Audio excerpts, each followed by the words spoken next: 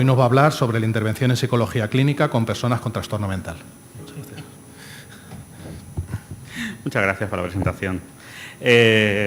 Bueno, vamos a enfocarla quizás la ponencia un poco a contar realidades que tenemos aquí los psicólogos y enfocar un poquito a cómo funcionamos en Ceuta, ¿no? Creo que puede ser un poco más interesante. Y vamos a hacerla más rápido porque vamos con el tiempo pegado, ¿no? Para empezar, esto de los psicólogos clínicos yo creo que hay que plantear que esto ya no existe como tal. Ahora mismo los psicólogos nos dividimos en 3 categorías, que somos los psicólogos sanitarios generalistas. Somos la gran mayoría de los psicólogos que tenemos consulta y los que actualmente están cursando el máster sanitario. Por otro lado están los PIRES, o psicólogos sanitarios especializados, que estos son la gente que en su momento ha podido acceder o sigue accediendo a hacer un PIR. Bueno, el PIR es como el MIR, saca muy poquitas plazas al año, hay pocos sitios donde poder formarte como PIR y te dan una titulación que, digamos, es superior. A efectos prácticos, lo que puede hacer un PIR que no puede hacer un psicólogo generalista es emitir por sí mismo un diagnóstico.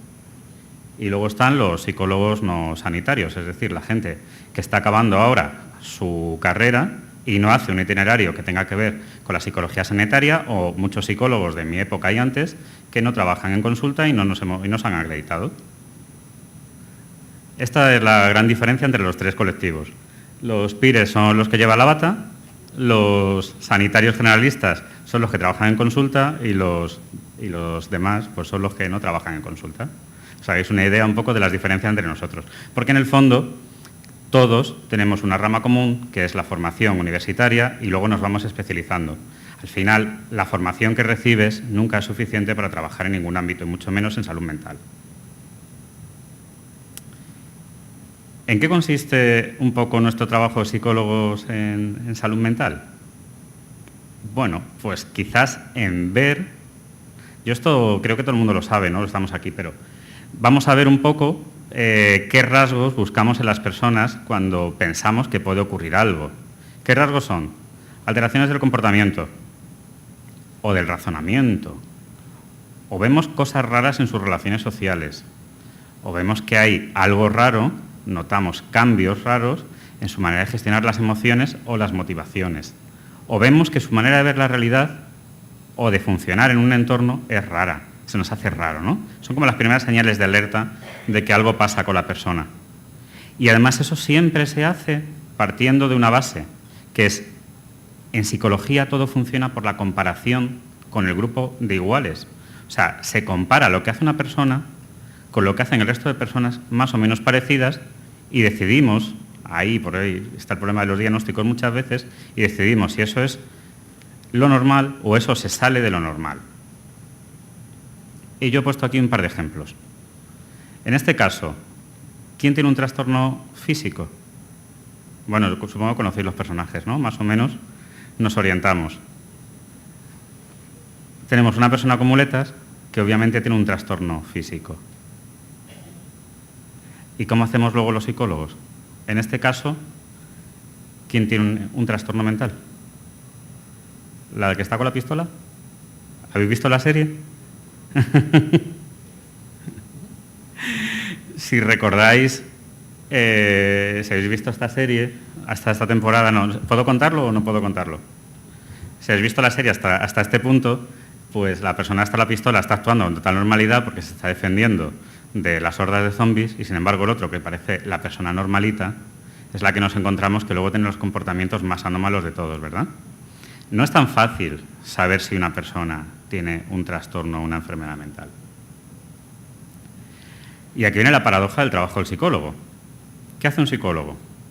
En principio tenemos que buscar si hay algo anómalo en el comportamiento, en las emociones, en la racionalidad, en las relaciones sociales, en algo de una persona que viene, nos demanda nuestra ayuda, ella o su familia, y no es evidente. Tú no ves el problema. Una persona que llega a una consulta médica cojeando, le vas a mirar porque cojea. Pero una persona que te está diciendo me encuentro mal, o a veces no te lo dicen, simplemente vienen y te dicen no, a mí es que me han mandado. No es evidente, nuestro trabajo no es evidente. Por otro lado, tenemos un poco que actuar como espías, ¿no? Hay que ir poco a poco, dirigiendo preguntas, indagando, conociendo a la persona, para poder ver si realmente existe alguna de estas anormalidades. Anormalidades que, repito, que tienen que ajustarse, o mejor dicho, desajustarse de su realidad. Porque como la chica de antes de la pistola, no era nada normal lo que estaba haciendo. Todo eso de nuestros propios procesos cognitivos, y ahí yo incluyo conocimientos, creencias, perspectivas, etc. Por ejemplo, es muy difícil trabajar en un tema que te toca a ti de lleno. Y cuando viene algún compañero o alguna compañera que quiere ejercer de psicólogo y viene, pues no lo sé, del ámbito de las adicciones, porque en su casa había 2 personas adictas y le interesaba muchísimo, pues quizás no pueda ser muy objetiva en ese ámbito. Es muy complicado trabajar en aquello que te toca.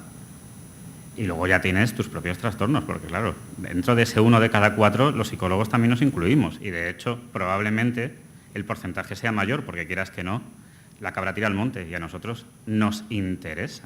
O sea, y a la gente que tiene problemas o tiene en su entorno gente con problemas mentales, nos interesa mucho la psicología y de hecho creo que es la carrera estrella de todo el mundo que está diagnosticado, se plantea irse a la UNED y hacerse psicología. Bueno, pues claro, es lógico, ¿no? Razonable.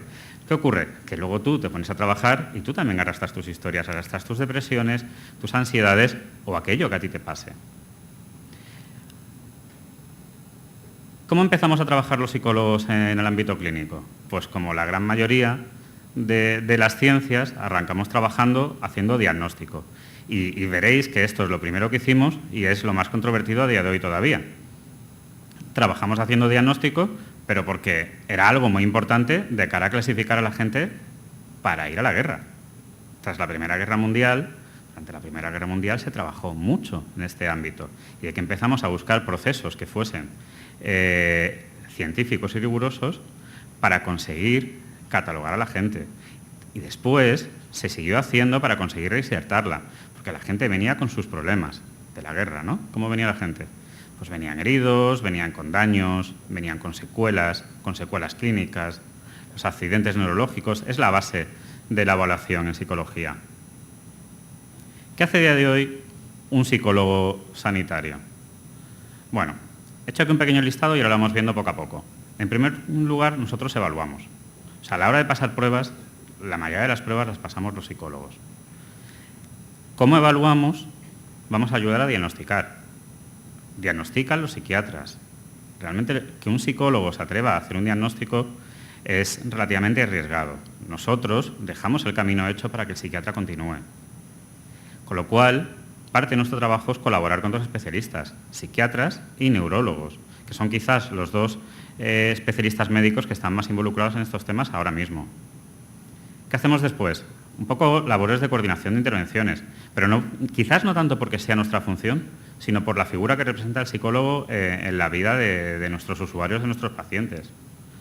Somos muchas veces los que nos toca dar conciencia del trastorno, porque a veces somos los que damos las malas noticias o las que las explicamos. Realizamos programas específicos para la reinserción, recuperación, asunción del trastorno para esa persona o de las consecuencias del trastorno. Y luego realizamos actividades de prevención. Vamos a ir poquito a poco, pero rápido, viendo cada una de ellas. Evaluación y diagnóstico, pruebas. ¿Qué pruebas utiliza un psicólogo? Bueno, yo he sacado esa imagen así un poco, esto es de broma, claro, porque eso en el fondo no representa nada en psicología, pero es de esos test típicos que te aparecen ahora por Facebook y por las redes sociales todo el rato, ¿no? Y te pones ahí y te dicen, ¿con qué animal te identificas? ¿Qué color te gusta? Etcétera. Bueno, eso no tiene ningún tipo de rigurosidad. ¿Cómo evalúa un psicólogo? En primer lugar, vamos a hacer entrevistas. Las entrevistas son abiertas, estructuradas y semiestructuradas. Es decir, o dejamos que la persona hable, o preguntamos todo el rato, o hacemos un mitad y mitad. Y eso no vale con una entrevista. Muchas veces, uno de los problemas que tenemos los psicólogos en nuestro trabajo diario es que la persona quiere venir 40 minutos a una sesión y salir de allí con un diagnóstico hecho, cuando tú en 40 minutos ni siquiera te da tiempo a poder plantear qué vas a hacer la siguiente sesión con esa persona. Y eso nosotros a nivel teórico lo tenemos muy claro. Todos los manuales empiezan diciendo, tú la primera sesión recoges datos y en la segunda o la tercera le dices lo que vas a hacer. Pero eso no es viable. Si tú la primera sesión no das un pequeño cierre, la persona no va a venir después al día siguiente. No esperéis que venga alguien que solo ha ido, ha hablado y se va a su casa tal como llegó. Eso es imposible. Entonces, intercalas un poco, y ahí está el punto de la experiencia, para conseguir obtener esos datos que decís. Es que es complicado, claro, y las entrevistas, tú el primer día haces una entrevista que parece que no la estás haciendo, el segundo también, el tercero, el quinto, y a los 16 días sigues haciendo entrevistas, aunque ya no se nota. Después, tenemos otras pruebas que yo lo he destacado también un poco por todas aquellas personas que han pasado por estos procesos. Hay muchos test que son proyectivos, que son interpretables y que se mueven mucho en los criterios o las creencias y las corrientes menos científicas de la psicología. Y a veces te llega una persona con 40 años que fue a una consulta de no sé quién y le hizo dibujar un árbol. Y te dices, ¿y por qué dibujaste un árbol con 40 años? ¿Eso te sirve un diagnóstico de esquizofrenia? ¿Eso te sirve un diagnóstico de bipolaridad? ¿Eso te sirve para algo realmente? ¿Tú dibujas bien? Bueno, si tienes 80 años y dibujas un reloj, sí tiene un sentido neurológico. Pero muchas veces se hacen este tipo de pruebas y no tienen utilidad ninguna. ¿Cuáles son las que tienen utilidad? Pues los test psicométricos, que son aquellos que van a obtener unas puntuaciones que se comparan con tu grupo de iguales. ¿Qué ocurre? Pues que son largos, que son aburridos, que son caros, son difíciles de aplicar a la larga. Bueno, hay que concienciar un poco a la persona que viene a un psicólogo que si arrastra algún problema, si no pasa varias sesiones donde se establece una relación con el psicólogo, se habla y se escucha y se hacen algunas pruebas, no se va a llegar a ninguna parte. Lo de la rapidez en los diagnósticos y los tratamientos, yo creo que nos perjudica mucho el gremio. Y luego es muy importante tener entrevistas con las personas del entorno. Y esto yo creo que desde la práctica nuestra es quizás el gran escollo. A veces las personas que vienen saben, sienten, entienden que algo pasa, pero no quieren que eso se reconozca todavía. Y entonces dificultan que la familia venga. Y a veces te encuentras el caso contrario. Es la familia la que quiere venir, contarte todo y no te permite que la persona que realmente es la que acude a consulta hable. Bloquean, le impiden su conversación, ¿no? O te la que dirigen, porque ya te quieren directamente contar todo lo que están viendo y que tú ya tengas una idea muy clara de lo que ven ellos. Bueno, es quizá la sobreprotección que se hablaba antes, pero en el fondo sí es cierto, y esta es una de las preguntas que te hace la familia a lo largo del tiempo o la gente que es un poco entendida del tema es, bueno, ¿y cómo diagnosticas si la persona que va quizás no es consciente de lo que le pasa y te tienes que fiar solo de su palabra? Bueno, no te fías solo de su palabra. También es muy importante poder acceder a su entorno y hablar con su entorno. ¿En qué consiste entonces un buen diagnóstico? Bueno, pues un buen diagnóstico va a conseguir en tener confianza con la persona, en sacar tiempo para que esa persona pueda contarnos cosas y se deje preguntar cierto tipo de cosas. En la rigurosidad. Es muy importante que el psicólogo, yo soy una persona que soy relativamente cercana, pero también soy relativamente dura. Cada cual encuentra su estilo de trabajo. Necesitas ser riguroso dentro de tu estilo de trabajo. Saber escuchar, eso lo he comentado también antes y es súper importante. El sentarte allí y escuchar a la persona y que esa persona sienta que le estás atendiendo es muy importante y a veces es muy difícil. Y es muy difícil cuando tú estás manejando una sesión de 45 minutos donde tú tienes que alcanzar unos resultados y tienes que hacer que esa persona se vaya a su casa satisfecha, pero también con algún propósito de cambio o con algún propósito de mejora o con algún objetivo alcanzado. Y luego, algo que quizás, no sé si tengo muchos compañeros hoy por aquí, pero sí es algo que nos ocurre mucho, evitar las manipulaciones. Bueno, nuestro trabajo a veces no va en la misma línea que quieren las familias, no va en la misma línea que quiere el usuario, va en la línea que nosotros consideramos que hay que ir, que son líneas pautadas. Los psicólogos no nos inventamos las terapias, eso está estudiado. Entonces, a veces es complicado gestionar a un usuario que quiere llevarte hacia un sitio en concreto al cual tú crees que no debes ir. Hablamos de diagnósticos y de evaluaciones. ¿Qué diferencia tenemos entre un diagnóstico y una evaluación? El diagnóstico es la etiqueta. Y la etiqueta está bien, ¿eh? Yo no considero que llegar a una etiqueta en un momento dado sea algo negativo. Si a ti te pasa algo y tú has sido un especialista a otro, si tus amigos te dicen, oye, que estás raro, si tu familia te dice, está pasando algo y esto no es normal, llegar a tener algo a lo que agarrarte no es malo. De hecho, es la etiqueta la que va a permitir marcar, por ejemplo, una pauta de medicación. Claro, el problema de la etiqueta es si te lo ponen al segundo día, o al primer día, o a la media hora, o a los 10 minutos, o te lo ponen a ti sin haber ido tú a la consulta, que a veces también ocurre, que va un familiar, cuenta lo que pasa y vuelves con un diagnóstico. ¿Para qué sirve la evaluación que hacemos nosotros? Que le aportamos al especialista después para marcarle la severidad y marca la intervención que se puede o se debe seguir. Y aquí añado otra nota. Muchas veces nosotros también pecamos, nosotros todos, pecamos de arrastrar los diagnósticos previos. Y te encuentras casos de una persona que estuvo diagnosticada por no sé quién hace 20 años y todos los informes que se van aportando van arrastrando el primer diagnóstico, donde luego a veces encuentras ese papel donde está el primer diagnóstico y lo que pone ahí no es lo que ponen todos los demás, sino lo que pone ahí es otra cosa muy diferente, pero como alguien lo leyó y no le quedó muy claro, le cambió el nombre y ese nombre se ha ido arrastrando y te encuentras que la persona tiene un diagnóstico de algo que vete a saber qué es, y ese diagnóstico no es cierto. A veces es muy complicado abstraerte cuando llega una persona nueva con un diagnóstico antiguo y decir, bueno, espérate, ¿esto es verdad o no? Porque también en el fondo nosotros sentimos que perdemos tiempo cuestionando esos diagnósticos. ¿Será cierto esto? ¿Cuestionamos al especialista? ¿Cuestiono al médico que lo está viendo? Bueno, nos cuesta mucho entender que somos personas. Y enfrentarte a la autoridad de esa manera no es tan fácil. ¿Qué hacemos entonces un poco entre todos, entre los psiquiatras, los neurólogos y los psicólogos? Pues las etiquetas diagnósticas las van a poner los psiquiatras, las medicaciones las van a poner los psiquiatras, las pruebas orgánicas, el ver si ocurre algo en nuestro cerebro, lo van a hacer los neurólogos. Y las psicológicas las haremos los psicólogos. Y ojalá hubiese una opción como en los ordenadores, darle al botón de reset y que el sistema arrancase de nuevo, pero no existe. Entonces, un cerebro no se puede resetear. Bueno, a veces, en casos graves, se utiliza electroshock, que no es un reseteo, pero algo parecido a eso hace, ¿no? Pero eso no es posible. Ojalá eso estuviese inventado, porque entonces nos forraríamos, pero no podemos hacerlo. ¿Por qué somos un poco los psicólogos los que coordinamos a los demás profesionales? No es por nuestra categoría profesional, porque quizás es la inferior. Es porque quizás somos los que pasamos más tiempo con la persona. Porque somos, por lo menos en Ceuta, somos los profesionales de inicio. O sea, a una consulta donde tú trabajas solo, es muy frecuente que te llegue una persona que le ocurre algo y no quiera ir a otro sitio o no sepa dónde tiene que ir. Es mucho más frecuente que no quiera ir a otro sitio, que no quiera reconocer que pasa algo. Y dice, bueno, voy al psicólogo, que el psicólogo no puede contar, porque somos también un poco los confesores del siglo XXI, y todo el mundo sabe que no podemos contar lo que se nos cuenta en consulta, y es el que me va a guardar los secretos. Y voy a llegar aquí y voy a descargar un montón de historias y que el psicólogo se las apañe después. Bueno, somos el profesional de entrada. Somos el que procesamos toda esa información que la persona nos trae. A veces te traen informes del médico de cabecera, la familia, instituciones varias por las que han pasado. Bueno, ¿y ahora qué hacemos con esto? Le damos un poco de orden.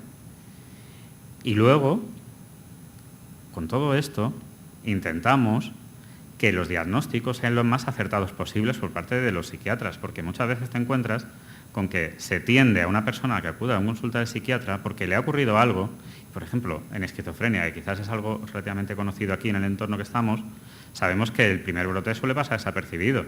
Y pasa desapercibido porque la persona hace cosas raras, pero siempre se achaca un poco a las circunstancias, a la edad, a los amigos, a la novia, al novio que la ha dejado, cosas así. Y te encuentras con que, de entrada, todo el mundo viene un trastorno adaptativo diagnosticado. Y un trastorno adaptativo pues te cubre prácticamente cualquier tipo de problema cuando no te pasa nada que no sea algo temporal y explicable por el ambiente. Es decir, todo lo contrario a lo que estábamos mirando antes. Si antes mirábamos que los diagnósticos se basan en reconocimiento de que haces cosas raras en alguno de los ámbitos de la vida, los trastornos adaptativos ocurren porque en tu vida ha ocurrido algo raro y entonces tú te ajustas normalmente con reacciones de ansiedad y depresión a eso raro. Claro, en diagnóstico adaptativo te encuentras gente que aparece por consulta a los 10 años y todavía lo mantiene. Bueno, tú no tienes un trastorno adaptativo desde hace 10 años, desde que todavía trabajabas y ahora estás jubilado. Ah, bueno, pues no sé, es lo que me dijeron y nunca más fui. Nosotros intentamos que eso no ocurra, ¿no? No tiene mucho sentido. Y después, ¿qué vamos a hacer con una persona que viene a consulta? Hemos dicho ya lo que hacemos con otros profesionales, lo que hace un psicólogo, ¿y qué hacemos con la persona? Repito, somos los primeros intervinientes, somos los que entramos en este mundo de esta persona a conocer si hay algo. Después, somos las figuras de confianza de las familias. Las familias nos buscan y es muy, muy, muy frecuente, cuando tú tienes una persona en consulta, la familia te esté llamando también y te esté intentando contar. Claro, fijaos que el problema que tenemos nosotros muchas veces cuando trabajas con adultos, tú no puedes dar información a las familias de lo que los adultos te están contando, pero las familias sí te llaman insistentemente y suelen tener grandes problemas para reconocer que te están llamando. No quieren decir que te han llamado. ¿Cómo hacemos eso? No es más fácil decirle, oye, mira, que voy a llamar a tu psicólogo. Oye, ¿por qué no vamos juntos al psicólogo? No, ahí tenemos siempre una gran barrera. Con lo cual te intentan por detrás y tú te ves a veces pillado porque te cuentan cosas que tú no deberías saber, pero sabes. Y de alguna manera condicionan también tus intervenciones. Por lo tanto, es muy importante que las familias se conciencien de que en estos procesos tienen que participar ellas también, directamente y claramente, y decirle a la persona, si te hace falta te acompaño, o incluso, coge cita que nosotros vamos. Al psicólogo se nos carga mucha responsabilidad cuando hacemos las intervenciones. Somos, pues eso, somos un poco los confidentes a los que se acude y se busca que resolvamos el problema. Y cuando eres el que viene en primera instancia, pues resuélvelo rápido, por favor. Y esto que me estás contando, ojalá que no ocurra, o qué solución tiene esto para que mi trastorno bipolar, mi trastorno de esquizofrenia, mi trastorno de personalidad desaparezca rápido y ya y pronto. Y por favor, si puedo evitarme ir al médico, me evito ir al médico porque no me gusta medicarme. O a veces te conviertes en la figura de más responsabilidad a la vuelta.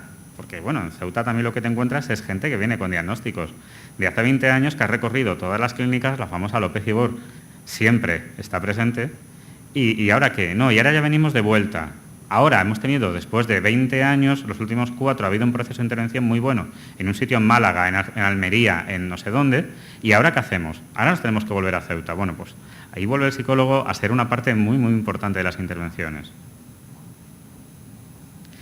Solemos ser los que apuntamos el primer diagnóstico o los que lo revisamos. Solemos ser los que ayudamos o empezamos el proceso de aceptación.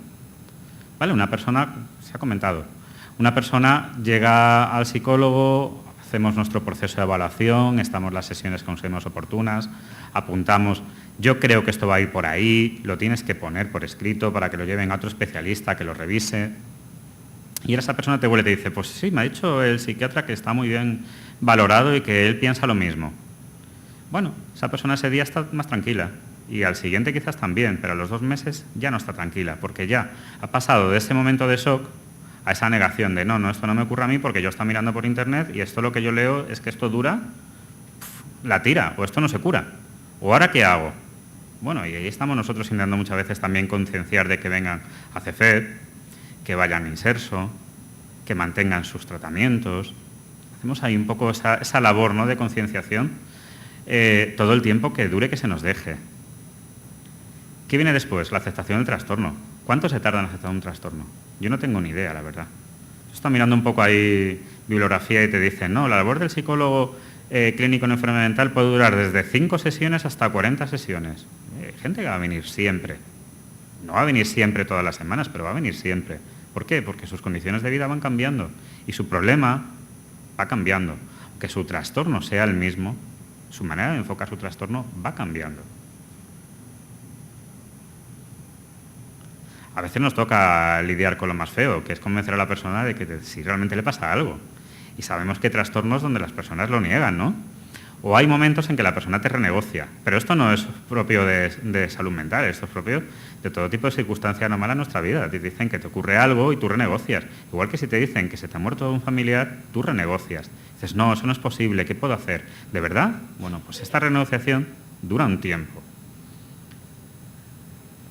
Necesitamos que acepten muchas veces que su forma de ver la realidad, a pesar de que pueda ser explicada o explicable o tener una base racional, o a veces te intentan convencer de ella, o a veces ellos mismos están sufriendo, te intentan convencer de ello, tú tienes que intentar que se den cuenta de que les genera problemas. Porque si no hay un reconocimiento del problema, no hay ningún tipo de motor de cambio, porque en el fondo las personas cambiamos por un solo motivo, ese motivo es la necesidad. Y mucha gente cuando viene a la consulta, viene porque se encuentra mal, pero no ve necesidad de cambiar. Y eso es una labor también nuestra. Y luego, claro, que acepte la ayuda de otros profesionales. No podemos trabajar solos. Nosotros, a veces, yo creo que los psicólogos de consulta privada, a veces nos sentimos muy solos, porque te encuentras con que muchas veces la persona no quiere ir a otro sitio, no quiere pedir otro tipo de ayuda, pero considera que eso invade su privacidad, que se va a saber, que se va a comentar, y se echan para atrás, reculan. Bueno, pues esa es otra labor que también tenemos. En ciertos trastornos, en los que son más crónicos, en los que son irreversibles, hay que tener muy claro que tú tienes que buscar otros profesionales de ayuda. ¿Qué problemas tenemos los psicólogos con inexperiencia? Bueno, pues cuando tenemos inexperiencia, y eso creo que... Esto lo he puesto porque supongo que os ha pasado, ¿no? A veces te encuentras con que el psicólogo o la psicóloga no sabe gestionar muy bien sus emociones contigo, te transmite sus problemas, empatiza demasiado con los tuyos y al final se establece una relación que es insana. A veces te encuentras con que los psicólogos lían, manipulan, intentan dirigirte, te condicionan tus decisiones, te presionan en tomar ciertas decisiones y eso nosotros no lo podemos ni lo debemos hacer. Otras veces la persona viene tan agobiada, sobre todo detrás de los diagnósticos, o la familia viene tan agobiada que te ves prometiendo cambios que sabes que no son reales. Esto de sí, todo va a ir bien. Esa frase es horrorosa, porque no es cierta. El sí, todo va a ir bien, bueno, a ver, las cosas a la larga suelen ir mejor para todo el mundo. Pero eso es una apreciación, y eso a veces no es una realidad. Y hay gente a la que a la larga la cosa le va mucho peor. No puedes prometer unos cambios a mejor, a la ligera, porque no son reales. Creas falsas esperanzas, minimizas el problema y le das expectativas que no son las correctas. Y aparte lo que estás haciendo es quitarte tu marrón. En ese momento afrontar la situación tan comprometida que tienes de, joder, es que me ha venido esta persona, como a veces ocurre, que te viene con los diagnósticos en sobre cerrado, para que se lo digas tú. Y te vienen con su sobrecito, dicen, esto me lo ha dado el psiquiatra para ti, pero no me ha dicho lo que pone. Y tú dices, pues, ¿y te lo tengo que decir yo? Bueno, pues ahora yo te lo digo y te digo, no te preocupes, mira, te he dicho, es un trastorno bipolar tipo 2, pero esto no va a ser grave. Ya verás cómo todo sale bien. No podemos hacer eso. Uno de los errores típicos. Cuando prometes intervenciones rápidas en problemas complejos. Es verdad que hay mucha terapia que es breve, pero no toda la terapia puede ser breve. Tú en 5 sesiones no te curas. Eso es imposible. Tú en 5 sesiones aprendes a gestionar un trastorno de ansiedad para irte a tu casa más o menos bien y saber llevar la ansiedad más o menos bien y seguir con tu vida, tu medicación. Pero un trastorno de ansiedad, generalmente los trastornos de ansiedad, si son causados por problemas como mi pareja me ha dejado o de mi trabajo me he tenido que ir, pues se curan solos, porque al final tu pareja te deja pero encuentras otra o encuentras otro trabajo y la vida sigue. Pero ciertos trastornos como los que hablamos hoy aquí, pues no. Y luego, pues por estos efectos mágicos de la vida y del roce, a veces te encuentras con que los psicólogos nos acabamos llevando a los pacientes a casa de copas, hacemos amistades, no, ya no te atiendo, pero vente que nos tomamos un cafelito por la mañana, cosas así que yo creo que creo que habrá muchos casos por ahí, muchas anécdotas de esto. Bueno, sí, está muy bien, puedes establecer un lazo con la persona, debes establecer un lazo con la persona, pero tienes que tener muy claro dónde están los límites. ¿Qué hacemos entonces? Trabajamos la descarga emocional. La persona venga y nos cuente cómo se siente y por qué se siente así. La asunción y la renegación del problema. Le damos las herramientas que necesite para continuar adelante. Las herramientas nos las van a pedir o las vamos a fomentar nosotros. Somos los que vamos a decidir qué es un poco lo que esta persona necesita en este momento, porque aunque no sepa lo que me está pidiendo esto. Los trucos para comunicarlo. Se hablaba antes de la participación del entorno. No solo de las familias, es del entorno en general. Y saber pedir ayuda o saber decir lo que tiene uno, esto es, yo creo, lo que corta muchísimas intervenciones de primera entrada. Una persona que te llega con un problema que no está muy claro cuál es, que una vez que está evaluada, está diagnosticada y empiezas a trabajar, le dices, bueno, vale, ya hemos avanzado mucho, ahora tú deberías comunicárselo a tus amistades, deberías comunicárselo a tu familia, deberías pedir que participen. Ahí se corta. Eso es lo que yo creo que de entrada más nos cuesta. Luego la gente vuelve, pero ahí es complicado. Aceptar los tratamientos. Los tratamientos muchas veces, y sobre todo cuando son tratamientos de medicación fuertes, tienen secuelas. Y no todo el mundo está dispuesto a aceptar las secuelas. Y a veces no hay que aceptarlas, hay que buscar segundas, terceras y quintas opiniones. Pero es cierto que yo nunca, jamás he ido al médico y he salido sin pastillas. Nunca. Aunque te diga que te tomes algo de herbolario, algo te llevas. Entonces, cuando tú vas a por un diagnóstico o cuando tú vas a una revisión, vas a tener una medicación. Pues eso hay que aceptarlo. Igual que vas a tener otras pautas que no son tratamientos medicamentosos que hay que seguir. Y, por ejemplo, esto de vas a CFED y tienes que ir a CFED, pues es otro de los puntos difíciles y complicados. La búsqueda de ecoterapeutas.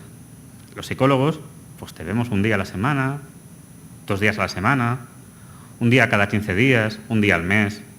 ¿Y los demás? ¿Quién te va a ayudar? Bueno, ahí, por aligerar, porque está puesto más adelante, el truco suelen ser las parejas. Los mejores coterapeutas en enfermedad mental son siempre las parejas. No sé por qué, quizás porque se les vacila menos o porque te pueden dejar. La familia no te va a dejar. Entonces dices, es que mi mujer me pone los puntos sobre las íes, te pone las pilas. Funcionan muy bien. Además hay ciertos trastornos, como por ejemplo los de conducta alimentaria, que al final está muy documentado que funciona muy bien el coterapeuta en pareja. Preparamos para los internamientos y las hospitalizaciones. Hay veces que sabes que la persona va a estar internada tarde o temprano o que va a tener un ingreso hospitalario. Y preparar eso es muy duro porque en el fondo es muy desagradable. Y mucha gente de entrada le tiene miedo. Y cuando lo ha vivido, más miedo le tiene. Bueno, pues eso también lo preparamos nosotros. Los programas de autonomía personal, el cómo continúo, cómo retomo o cómo empiezo mi vida, cómo me libero de esta carga de la etiqueta y cómo reconduzco mi vida para tener yo mi capacidad de gestión propia, ¿no? Y una orientación hacia la vida diaria. Con lo cual, parte de lo que hacemos también en consulta va a ser estudiar los factores psicosociales. La familia, los trabajos, las amistades, los estudios, las condiciones de vida y las parejas. Y todo esto hay que preguntarlo. Y muchas veces tocas temas que son escabrosos o que son dificultosos o que la persona no te quiere contar. Bueno, pues hay que hablar de ellos. Se habla de ellos. En una terapia se habla de ellos. Porque buscamos manejar las condiciones psicosociales previas a los trastornos, las que genera el trastorno. Y, por ejemplo, los trastornos que son cíclicos o funcionan por brotes, generan unas consecuencias en el momento del brote que luego la persona tiene que afrontar y son difíciles de afrontar. Tú sientes esa pérdida de control, luego volver a la normalidad, supongo que debe costar. Y lo posterior al mismo, ¿no? Bueno, yo he puesto aquí 3 fotillos de 3 posibles tipos de trastornos, para que veáis que cuando hablamos de salud mental hablamos de muchísimas cosas. ¿Cuáles son los más típicos? Yo he hecho una lista de lo que yo veo más. Supongo que habrá gente que ve otras cosas, pero este es en el orden en que yo suelo verlo. Ansiedades y depresiones se llevan la estrella. Aunque es cierto que muchos casos de depresión ya se empiezan a considerar trastornos bipolares. Pero ansiedad y depresión es lo que te lleva a la estrella, es lo que más gente viene a consulta. Después, los trastornos obsesivos compulsivos y obsesivos puros. Obsesivos puros son, es decir, que son muy buenos pacientes. Porque más vienen, han pensado mucho sobre lo que hablas de una sesión a otra, toman notas, escriben, se lo replantean en su casa, leen sobre el tema, lo ponen en práctica, lo puntúan. Bueno, a mí se me hacen muy agradables. Están muy implicados, como en casi todo lo que hacen, ¿no? Adicciones. Adicción es otro de los campos que también viene mucho. Trastornos alimentarios. Y aquí pongo, arrastrados por la familia. Los trastornos alimentarios arrancan, por norma general, en la infancia. Pero las familias no suelen ser conscientes de ellos hasta la adolescencia. Entonces te empiezan a abrir en esos momentos y vienen obligados, porque la adolescencia es quizás el momento de apogeo del trastorno, donde la persona mejor se encuentra, más a gusto se encuentra con su trastorno y menos quiere cambiarlo. Y ahí te los traen. La bipolaridad también acude mucho a temporadas. Los trastornos límites de personalidad acuden mucho a temporadas. ¿Por qué a temporadas? Bueno, por el propio trastorno y porque, si os acordáis, estamos hablando todo el rato de que la gente acude cuando hace cosas raras. Y en los trastornos límites hay momentos donde se hacen cosas raras. Los trastornos de personalidad acuden mucho a consulta. Bueno, acuden mucho, ya estamos en los que menos, ¿no? Y los trastornos de esquizofrenia, quizás lo que yo menos veo en consulta, quizás es porque acuden a otros recursos. Quizás porque son trastornos que por tradición se medican mucho más y se interviene quizás más a nivel de asociación que a nivel privado. Bueno, preguntémonos entonces por qué se hará este patrón de búsqueda de ayuda. Desde luego, la idea del psicólogo, sí, ya estoy acabando. nada menos incluso. La idea del psicólogo es que tratamos problemas severos y problemas leves. Entonces, si os dais cuenta, la estructura de trastornos también va de lo leve hacia lo severo. Y luego el último ámbito, así muy de pasada, porque eso quizás la asociación puede hablar muy bien de estos programas, trabajamos en prevención y promoción de la salud mental, ¿no? Y esos programas van a ser en la infancia y en la adolescencia y la juventud. ¿Qué intentamos? Sabéis que muchas veces hay antecedentes genéticos, pero que los trastornos aparecen por algo. Por ejemplo, si hablamos de esquizofrenia, siempre está ahí este punto de el momento de la ansiedad que me dispara el trastorno. Si hablamos de trastornos de conducta alimentaria, siempre está el momento ese de el familiar que le da la pauta con la comida, la persona que hace cosas raras con la comida en su entorno. Todo lo que se haga en prevención en este sentido, pues va a evitar que aparezcan casos. ¿Cómo? Vigilando antecedentes familiares, dando herramientas para resolver estos problemas, es decir, para no vernos desamparados, que sabemos que muchas veces esa sensación de incapacidad ante mi propia vida es la que detona el problema. Gestionar el estrés, generar buenas relaciones sociales, porque una de las cosas que nos protege mucho a nivel mental es tener unas buenas relaciones sociales, amistades, parejas, familia, etc. Y luego unos hábitos de vida saludable, que esto ya es lo último, referido a alimentación, sueño, actividades, etcétera, etcétera. ¿Cuántos casos de diagnóstico se reducirían con estos programas? Bueno, es la última pregunta que yo hago porque ya no tengo ni idea, pero estoy seguro que muchos se podían cortar así. Y nada, yo os dejo un turno de preguntas, lo que queráis decir.